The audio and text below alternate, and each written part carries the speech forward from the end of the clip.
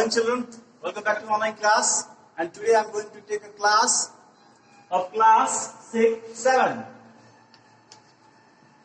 Class 7 is subject SST, and that is from history. Students, as we all know that we are still studying chapter number 3, and which is from the Mughal Empire. We have already studied many topics regarding this chapter, that is about the establishment of Mughal Empire. Mughal empire का कैसे यहाँ नींव रखा गया, किसने उसका नींव रखा और मुगल एम्पायर की शुरुआत कैसे हुई, हम लोगों ने पिछले कक्षा में ऑलरेडी इसके बारे में जान चुके थे. As we all know that Babur, Zahiruddin Muhammad Babur, his full name was Zahiruddin Muhammad Babur. Zahiruddin Muhammad Babur was the founder of Mughal Empire, जो कि महज 12 साल की उम्र में फरगान का एक शासक बना. और बिकॉज ऑफ दैट कि अच्छा उसका डिसिप्लिन था, लीडरशिप की क्वालिटी थी और सोल्जर्स उसके इतने सारे अच्छे थे, उसके बदौलत उसने इब्राहिम लोदी को हरा करके दिल्ली सल्तनत का शासक बना. और आरंभ में उसने कभी सोचा भी नहीं था दैट टाइम कि मैं जो इस युद्ध में भाग लेने जा रहा हूं, दौलत खां के इनविटेशन के बाद वो इसमें इंटरेस्ट नहीं था कि भारत में वह शासन करे. लेकिन due to lack of unity, यहाँ एकता की कमी और एक अच्छे संगठन का कमी हो रहा था, और इब्राहिम लोदी की बैड पॉलिटिक्स थी जो कि अपने किंगडम को एक्सपेंड करने के रूप में वह कर रहा था. उसने इस चीज का एडवांटेज उठाया और बिहार, पंजाब, सिंध ये सभी का एनेक्स करके वहां का शासक बन बैठा.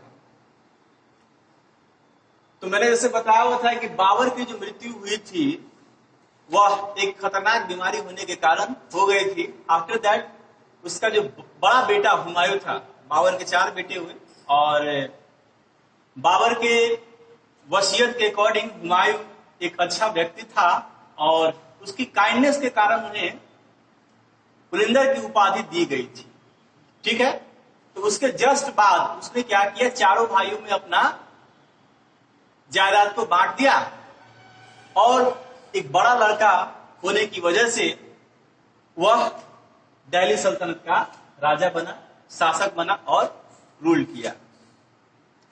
तो चलिए आज हुमायूं के बारे में पढ़ेंगे, जिसका जो कार्यकाल है वह 1530 से 40 तक माना जाता है. ठीक है, his full name was Nasiruddin Humayun. इसके पिता का नाम था जहीरुद्दीन बाबर और इसका नाम है Nasiruddin Humayun. He succeeded his father as emperor. Father के वसीयत के अनुसार ये राजा बना, शासक बना. He established a new city, दिनपना. दिनपना एक नया एक जगह था जिसका नामकरण इसने किया और एक सिटी को बनाया, इसका नाम दिनपना रखा. दिनपना का जो उसने डिजाइन किया हुआ था अपने अकॉर्डिंग टोटल मुगल एम्पायर में जैसी जैसी जो एस्टेब्लिशमेंट की जो क्राइटेरिया होती है, आर्किटेक्चर होते हैं, वैसे किया. सबसे खूबसूरत दिनपना को बनाया और बेचारा दिनपना में ही हुमायूं की मृत्यु हो गई. कहा जाता है कि दिनपना में लाइब्रेरी से सीढ़ियां उतरने के दौरान हुमायूं का पैर फिसला और हुमायूं मर गया. अपने शासनकाल के दौरान उसने 4 युद्ध लड़ा. DCBS एक छोटा ट्रिक है, जैसे PKCG मैंने बाबर के बारे में बताया था.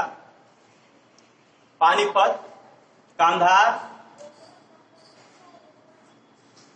चौसा और घाघरा, ये 4 युद्ध बाबर के द्वारा लड़ा गया.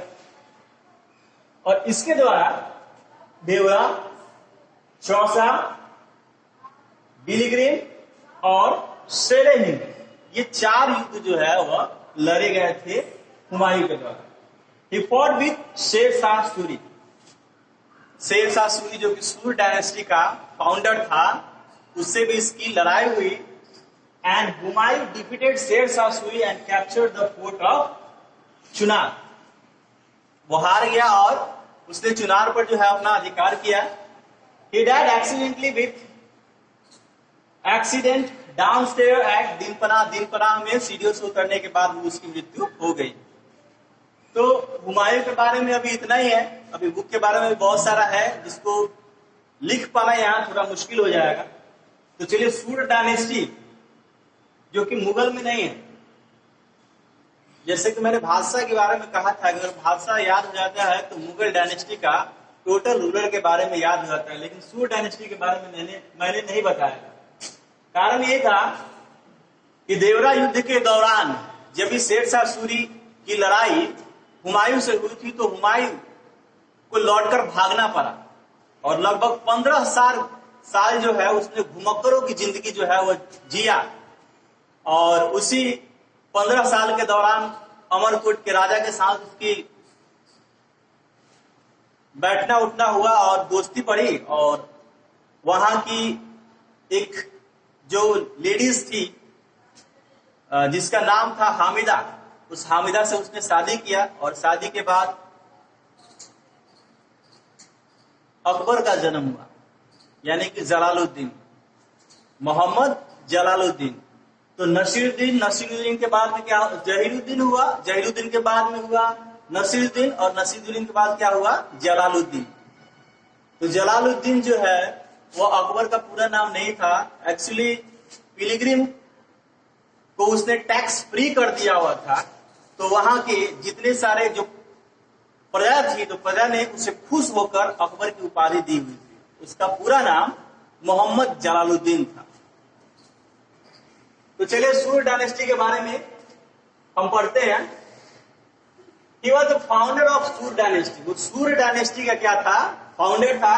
And he was born in 1472, 1472 ईस्वी में डायनेस्टी, सूर डायनेस्टी के जो संस्थापक थे उनका जन्म हुआ। और शेर शाह सूरी का बचपन का नाम फरीद खां था। ठीक है, शेर शाह सूरी के बचपन का नाम फरीद का था। And he become the regent as a ruler Bihar was minor. और रूलर बना क्योंकि उसके फादर जो थे वहां के गवर्नर थे। और being a governor, actually Sher Shah Suri जो है उसका नाम पढ़ने के पीछे उसका कारण यह था कि बचपन के नाम तो उसका था फरीद खां था। तो फरीद ने बचपन में ही एक शेर को मारा था और शेर को मारने के बाद वहां के गवर्नर ने उसको यह उपाधि दी थी शेर खां। तो शेर शाह सूरी के नाम से वह मशहूर हुआ। ठीक, he has changed a lot of things during his ruling period। उसने बहुत सारे चीजों को चेंज किया क्योंकि वह व्यक्ति अच्छी तरह से जान रहा था कि जिस रीजन में उसके फादर है और फादर ने जिस तरह से एडमिनिस्ट्रेशन को संभाले हुए था, कहीं ना कहीं वो एक तरह से कहे तो जनरेशन से जनरेशन जो एजुकेशन जाता है तो एडमिनिस्ट्रेशन को अच्छी तरह से समझ रहा था, इसलिए एडमिनिस्ट्रेशन को उसने अच्छी तरह से संभाला।